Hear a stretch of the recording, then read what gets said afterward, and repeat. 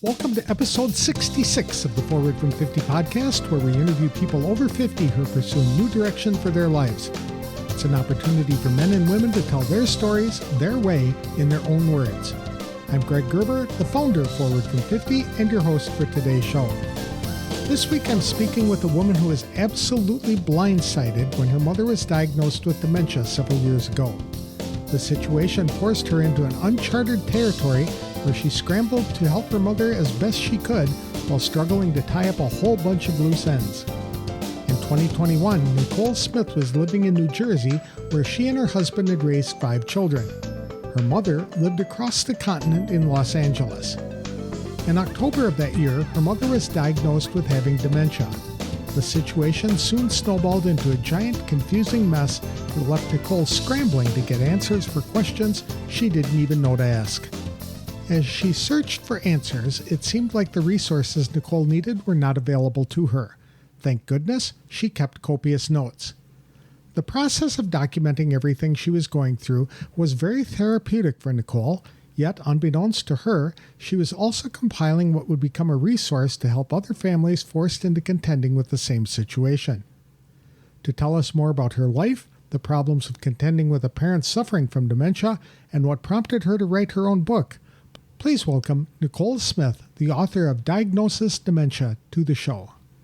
Thanks for joining me today, Nicole. I really appreciate the time. So what prompted you to write a book about dementia?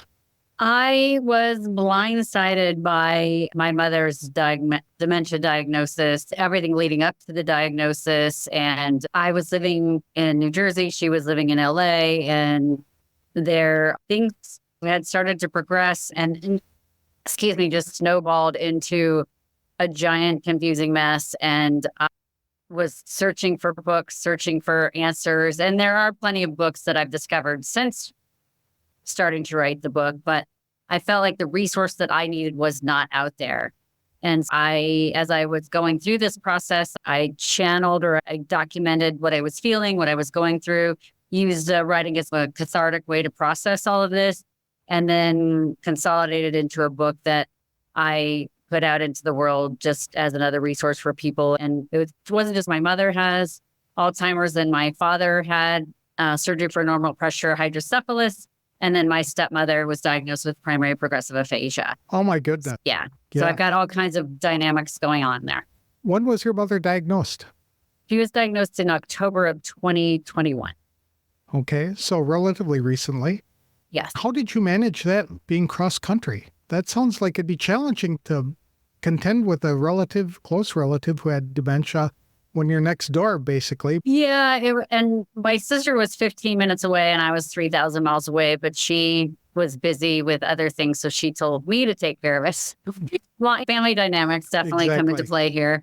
And so fortunately, my husband had recently retired or was in the leading up to retirement. And then we have 5 children and they all came home for the pandemic. And then I was trying to manage my mom.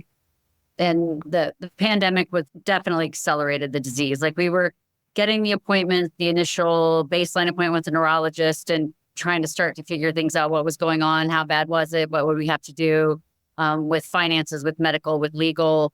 And I knew nothing about any of it. And so I had to ramp up pretty quickly. But fortunately, I was able to communicate and gather resources, hire an elder law attorney. And I worked closely with my aunt, my mother's older sister, who has been a nurse for half a century.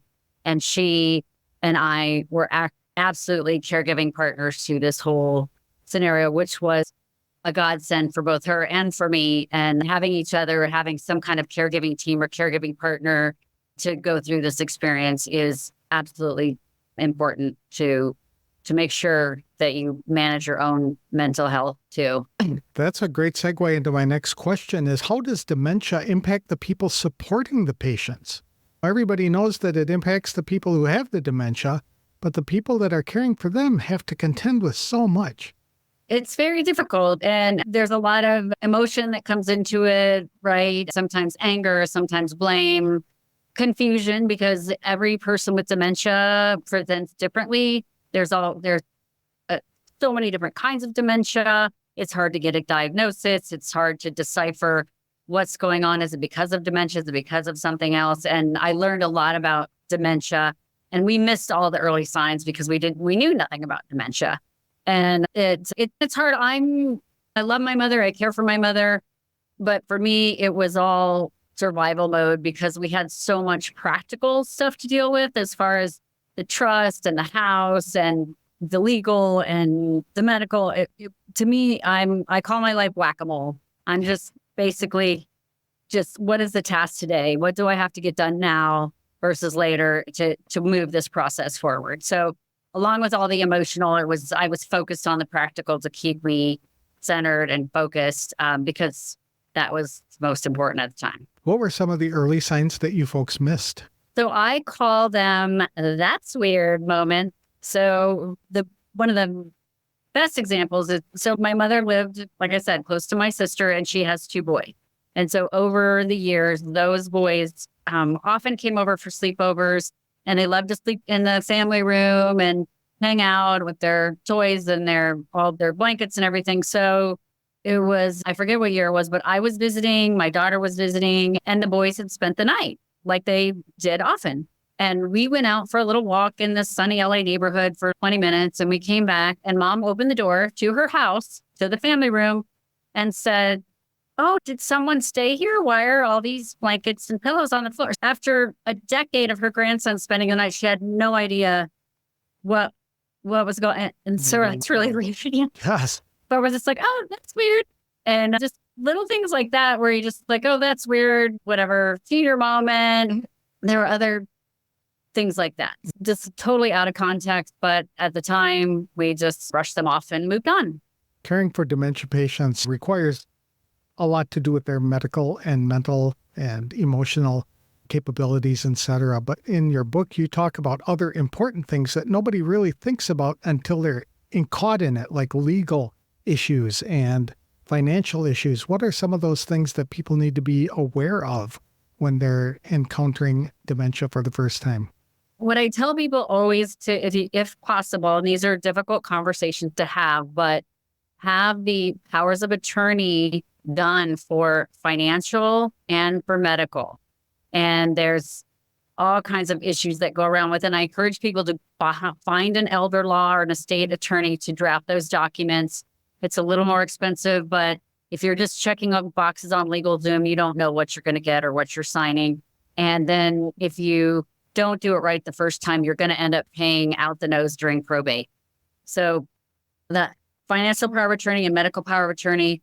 And I would say for yourself, if you're middle-aged, for your parents, and for your kids over 18, it behooves you to do one-stop shopping at the elder law attorney if you can, because those give you the power to get the information you need, to take over things when you need. And there's a lot of caveats because Social Security doesn't recognize financial power of attorney. There's every bank, every institution, every government agency, they all have their own rules. But if you start with power of attorney for medical and financial, that kind of gives you a framework to build from and also opens up the conversation. And it's a conversation that you need to start having early and often.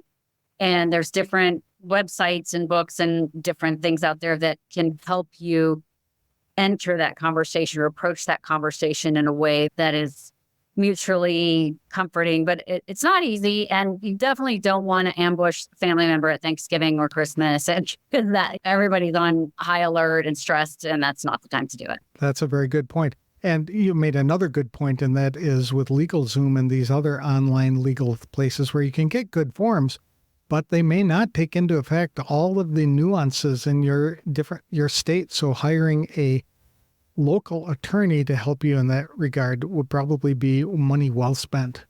Yeah, every state law is different, and they're different across the board. The DMV stuff is different. For example, my mom, we were trying to get her to stop driving and she refused. But then once she got the Alzheimer's diagnosis from the neurologist in the state of California, the MD is required to notify the DMV. But that still didn't matter to my mom. She's, I still have a driver's license. I can drive. Of course, that's the dementia. But different states have different rules, but definitely different laws, different procedures. So you have to get someone who's local. When it comes to financial, we just went through that with my mother. She had passed away last year. And a lot of things could have been done up front that would have made things a lot easier, such as paid on death accounts and things like that. Is that the kind of thing that you're talking about in your book? Yes, I do. I do talk about some of that because fortunately my mom had her will and her trust and all of her documents done, but we had to get the medical letters from the doctors declaring her incapacitated to get that to take effect. So that was its own giant animal hurdle in and of itself. And then I turned to my dad. My parents have been divorced for years. And I turned to my dad and said, where are you with all these documents, Dad? And he had nothing, absolutely nothing, and wasn't interested in doing anything, drafting anything. And so then I had to apply to his state, meet with an elder law attorney there. And it took me 18 months to convince him to get those documents done. But again, we went to the elder law attorney.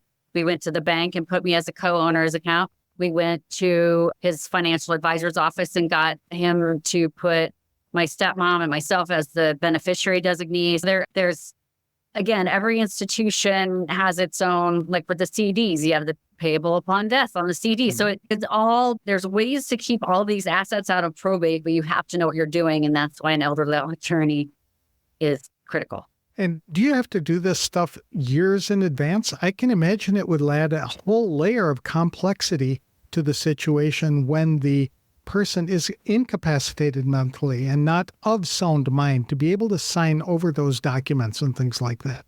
And that's a gray area. So when my stepmother was diagnosed with aphasia, I called her brother and I said, because I was going to work on my dad, he was going to work on his sister, and together, and I said, we've got to get these things done. So my dad was fine mentally, but also just resistant. But she had a diagnosis as well. And there's a huge gray area with that. And I leave that up to the attorneys and the people with that knowledge to figure all that out. But we did get my stepmom's done as well. There's just a whole host of variables that can present themselves. And sometimes it makes sense to review your documents every decade, or as you get older, maybe every 5 years, because sometimes banks and institutions will declare that the power of attorney is not good anymore. But that, as far as I understand, it's good forever, but laws can change, situations can change, people can contest things. Again, that is not my wheelhouse. That's why I say, talk to the profession. The gift that parents can give to their adult children is to have all that taken care of before it's needed. After the death, it's not a good time to be trying to hunt down documents and things like that and make sure that things were taken care of. Do you offer this kind of coaching services to people who have to deal with that? I'm figuring that out right now. My goal, I'm still caregiving. I still have my mother, my dad, and my stepfather that I'm managing and helping work through this. I continue to learn all the time. Every time something comes up, I continue to learn. I'm constantly reading, listening to podcasts, learning. And yes, it is my goal to maybe offer some kind of coaching service or advice. But right now, so the book came out in October of 2023. And so this year I'm focused on giving talks. So I can talk to book clubs, I talk to faith communities. I was in Princeton talking at the Center for Modern Aging.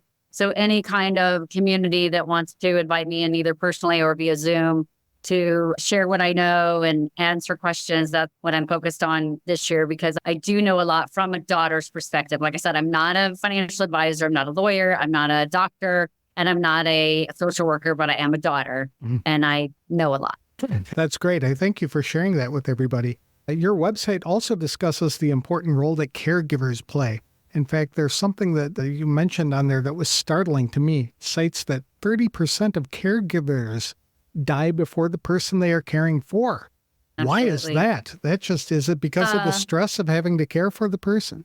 Yeah, a couple things. Yes, the exhaustion of caring for the person, covering for the person, and also if you're caregiving and you're going to their appointments and managing all of their medicines and cooking and cleaning and navigating, you often will neglect your own health. So you're not going to go to the dentist or the primary care or any of your own appointments because you only have so much bandwidth to manage all that stuff, and you neglect your own. And I just talked to someone this weekend. He said, yeah, my dad passed away suddenly, and we didn't realize until then how much caregiving he was doing for my mom. We had no idea how my mom had become so debilitated because he was doing all of it and covering for her. Wow. And he passed. So it's hard. And even as people get older, like if you're over 70 in caregiving, 70% of the caregivers die first. So it just gets worse as age progresses. That sounds like it would tragically compound a situation to lose a parent and then discover that the surviving parent cannot take care of himself or herself.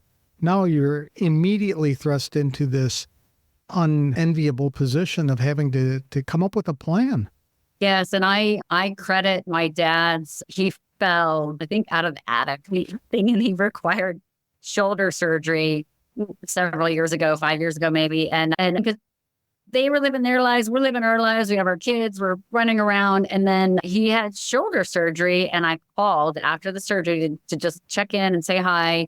And it was a couple of days, but he sounded like he had aged 10 years, and it terrified me. After that, I called my dad every day, every other day. And then actually, I think being more, we've always had a wonderful relationship and all, but people just get busy with their lives. He has a busy life. I have a busy life. And so I think because of all those phone calls through them, it made it, even though it was difficult, it made it easier for me to say, hey, we need to get these legal documents done. So communication is key. And even if you're busy, making time for phone calls. I did that through the pandemic. I had 5 people that I called every day to check in on because I felt it was important. That's good to be able to do that and to get into that kind of routine because it's so important. I think a lot of parents just don't want to be a bother to their kids. So they do not want to bring up the fact that they're struggling themselves because they know their kids have busy lives with their careers and their own families and things like that. And they need one less thing to deal with is mom or dad. So they keep things to themselves. So how do you encourage people to talk about these situations? Yeah, that's what the studies say. So the 2 things that parents want in their golden years, whatever, they don't want to be a burden to their kids, and they want to leave their children a little bit of a nest egg, some money, right? If you don't have these conversations and you don't prepare, then your parents are going to be a complete burden, and you're going to deplete that nest egg in literally a matter of months. So it definitely is. It behooves you to start the conversation early and often. And how do you do that? So there's different websites that kind of guide you through that. There's 5wishes.org, I think. That's the 5 Wishes. There's the Conversation Project. There's Death Over Dinner. There's the area agencies on aging that kind of can help you with that. Or you can just do what I did. And I just told my dad, I said, I booked an appointment with an attorney. I'm going to see him because I need to learn about the laws in the state. You can come if you want, or you don't have to come, but I need to be prepared. And I'm not going to go through what I went through with mom I'm not doing it. So I'm a little more blunt, but. Sometimes parents, guys especially, need that kind of bluntness. You sound like my oldest daughter. She'd be the kind of person to say, all right, we're going to the doctor, or we're going to the lawyer and taking care of that problem. Self-care is not selfish. And I think you mentioned that in your book. It is absolutely essential. Why is it so important for you or for people to be able to take care of themselves, especially when they're providing essential care to others? Yeah, because they have that whole adage, like your oxygen mask on first on the airplane and before your kid. But like I said, I raised 5 kids, and I made it my number one rule to make sure I was okay first, because exercise is very important to me. Eating right is important to me. So by exercising and eating better, it gave me more energy to give to them. So I was in that habit already of just making sure because that's my sweet spot. That's my go-to. And for other people, it might be taking a walk in nature, or making a cup of tea, or finding 30 minutes to read a book, or finding 20 minutes to meditate. And I know when you're caring for children or caring for elders, they're there. And if you're caregiving at home, they're there all the time. And it's so hard to walk away because what if something happens? What if somebody falls? But I wrote an article about just lay in the middle of the floor right there with them. And I did that with my kids. They wouldn't be playing, or I was just laying in the middle of the floor. I was able to rest, but I was still cognizant of what was going around. But I felt that was restful. Put on some music. Mm-hmm. There's different ways to do it, but you literally have to figure out what works for you and for your situation. The other thing I do want to mention is we talked about it's usually daughters that do the caregiving. It's just in our nature. And there's a organization called daughterhood.org. Mm-hmm. So you had your childhood friends, you had your motherhood friends, and now you have your daughterhood friends. And so what it is, it's a national network of online support circles where you can zoom in and vent, cry, share, talk. And they've got the connection circles for doing just that, connecting with other caregivers. And then they've got topic circles, which talk about caregiving 101, dementia 101, speech therapy, grief 101. And then yesterday I participated in one, or I was listening to a physician who, a Piney MD, it's a weird spelling, but she specializes in palliative care. And she produced a document that's about the 10 most important questions you need to ask your loved ones to prepare for our aging. Yeah. And that's going to be available on video on the Daughterhood website too for other people to watch and listen. So are these Daughterhood groups, are they all online or are there some in local areas? 100% online. So it was started 10 years ago and it was regional in person, but since the pandemic, of course, everything's shifted. But now they're all online. Is there a cost to be involved in this?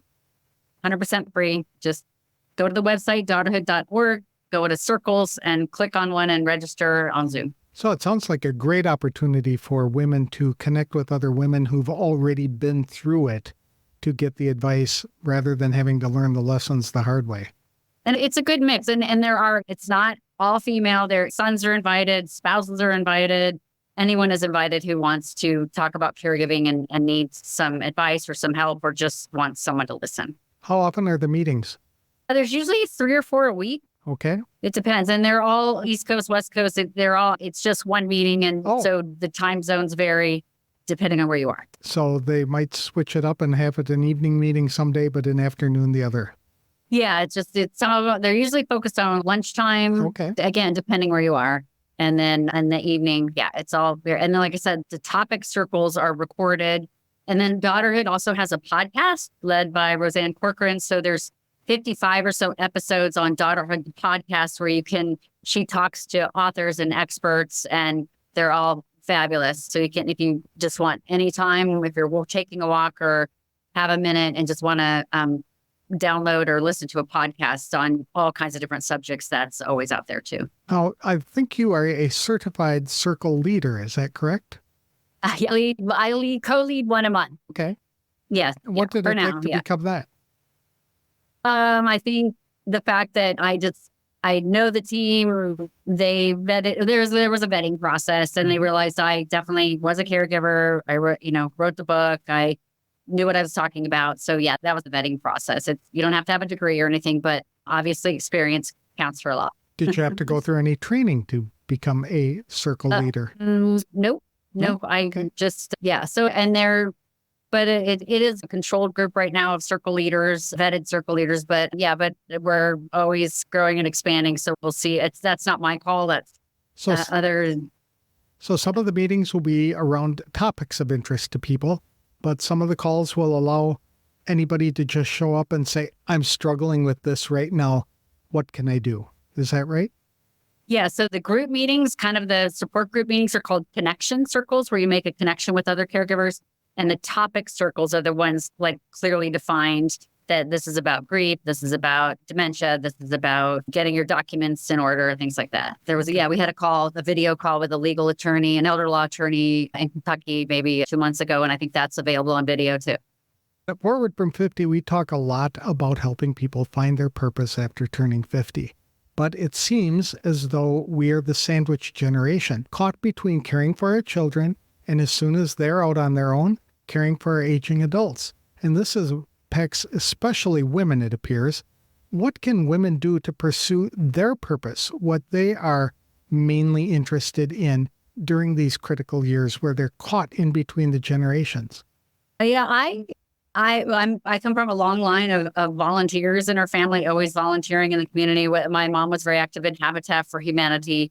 Okay. I was involved for a dozen years with the global nonprofit Room to Read, always active in our faith communities, school communities, general community. I ran a podcast for 5 years called Happy to Help, and I invited guests once a week to talk about what they did in their community to help others. And I feel like that is a wonderful way to identify other skills or skill sets you want to develop, to pursue your next avenue. And that's what happened with me. I was volunteering with the literacy organization, which caused me to read more, which caused me to be more globally aware. And then when everything happened with my mom, I knew so much more about, I had already started to pursue writing classes just because I thought maybe I'd write a book about volunteering. And then it all segued into 100% focus on dementia.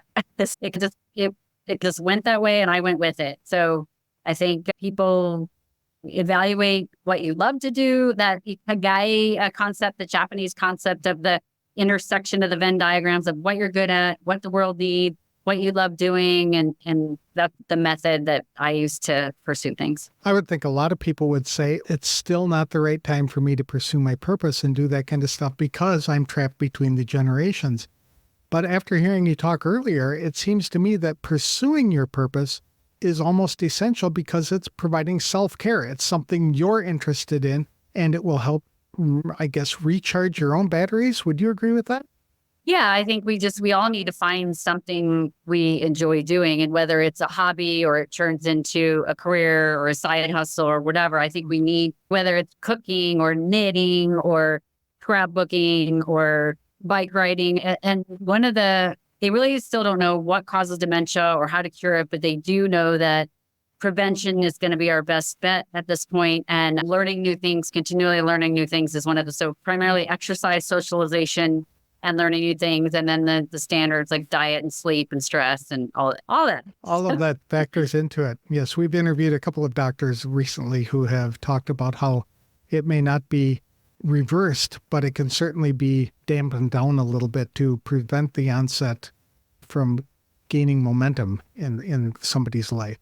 Yeah, Dr. Kleonsky, right? Yes. Because he was also on the Daughterhood podcast. Oh, okay. Very good. Yeah. So I read that book. It's fabulous. Yes. Do you have any advice for people over 50 on ways that they can pursue their purpose or to find something that their purpose or passionate about? Yeah, Oprah said 50 is the new 30. Exactly. Yeah, I would say focus on your health as well. So whatever you can do, pickleball, crane, everywhere. If you haven't tried pickleball, try that because it's both active and social. Again, reading, volunteering, even finding your people too. So I met this one woman and she was an avid volunteer, I think for like lung cancer or something. And I was like, oh, did you have she had no connection to lung cancer whatsoever, other than she was at some fair and she thought the people at that booth looked really fun, and they are. And so she jumped in and has a whole new network and community and support. Sometimes you can't look for it too hard, but if you follow your interests, be inquisitive, be curious, ask around, ask your neighbor what they're in, bridge, book club, walking club. You've got to make a little bit of effort. Exactly. It's not going to come in your lap, sit on your lap. That's right. It doesn't have a remote control. If you want it changed, your life changed, you got to get up and change it yourself, right? Yes. And then I heard a joke this week, and this man was praying and he said, God, please help me win the lottery. And he didn't win the lottery. And so when he got to the pearly gates, he said, why didn't I win the lottery? And he said, first you have to buy a ticket. Exactly. That's right. Same kind of philosophy. So if you had to roll back time or could roll back time, is there anything you'd do differently? Not really. Okay. I tell people this was way back in the 90s before it was cool to change jobs every 5 seconds. So when I was in my 20s, I changed jobs, cities, or companies every 18 months because I could. And I moved to a different city and I tried a different job. And I wasn't enthralled with my career. And I knew that you're like today's kids think you need to be happy every second of your career and your workday, which is not the case. But I loved working. I loved meeting people and I loved trying new things. And so if an opportunity came that I thought I wanted to try, then I took it. How can people connect with you if they would like to just talk to you? Yeah, I would say just go straight to my website, njsmithbooks.com. And there's my picture of me and my mom, and there's a contact form on there, and that's probably the best way to reach me. So njsmith.com. Are you involved on social media at all? Yeah, so because I read a lot and I wanted to share what I was learning, I started an Instagram account, and it's at Dementia Book Review. Okay, very good. So I have every book I've read, most of the books I've read is all on there. I do a brief review, and then there's pictures of me and my mom on there. So yeah, Dementia Book Review, and I'm on I'm definitely on LinkedIn. I stalk everyone I can on LinkedIn. And Myself Nicole Smith. included. Yes. Yeah, exactly. And then I'm on Facebook, but I don't really have a business page on Facebook. So your book is available on Amazon and other bookstores? Amazon, Barnes and Noble, Bookshop, Books A Million. On my website, there's a whole book page, so you can get it at any one of those. Yeah. Great. Kindle, all kinds of stuff. Thank you for sharing your story today, Nicole. I really appreciate it. I found it inspiring, and I think it will empower other people who, if they aren't already caught in this, they might know that they are going to at some point. So it might spur them into taking action now before they find themselves in the thick of things. I hope so. I mean, that was the hard part. We figured it out too late and we were scrambling. But it's hard to get people to pay attention to things if it might not be relevant, but it's going to be relevant for everyone. Unfortunately. Thank you again for your time. I appreciate it. Thank you. I can't imagine the difficulty Nicole Smith faced helping her mother contend with dementia while being thousands of miles away in another state. When huge problems like that occur, Nicole said it can shake family dynamics to the core. This particular situation was influenced by some rather restrictive COVID policies put in place during that time. After finding out her mother's true condition, it opened a Pandora's box of other problems legally, financially, and medically. She began doing research into the whole issue of eldercare. Nicole said she felt like she was playing a real-life game of whack-a-mole by dealing with one problem after another as soon as it came up. One thing Nicole and her family realized is that her mother had been exhibiting symptoms of dementia for quite a while, but they dismissed them as senior moments, brushed them off, and moved on. Eventually, difficult conversations had to take place and tough decisions had to be made. Every state is different, which is why Nicole strongly advises families to consult with a local lawyer sooner rather than later. Being a caregiver for someone with dementia is tasking at best, and distance complicates the matter in degrees of magnitude. Fortunately, Nicole found an unexpected ally from an organization called Daughterhood. It consists of other women who are tasked with responding to curveballs life throws their way, which force them to step up and take charge as a daughter in constantly changing situations. The online support group was so helpful to Nicole that she went through the process to become a Daughterhood Circle leader to guide discussions herself. She assembled the information she discovered along her journey into a book called Diagnosis Dementia, a guide for elder care planning and crisis management, which she released in October of 2023. Today, Nicole lives in Arizona and spends her time talking to various groups to encourage them to prepare now for a crisis tomorrow. Nicole's book is available on Amazon.com and at other bookstores. People can connect to Nicole by visiting her website at njsmithbooks.com, where she provides links to a variety of resources. The website also includes a contact form and email address should people have specific questions for Nicole or want her to speak at a gathering. That's all I have for this week's show. If you'd like help in identifying a purpose for your life or to get help in planning your next steps, I'm offering a complimentary brainstorming session to members of the Forward from 50 Facebook community. For details, connect with me on Facebook or visit www.forwardfrom50.com. I'll have another inspirational interview on the next episode of the Forward from 50 podcast. Thanks for listening, and if you like the show, please consider leaving a review wherever you download the episodes.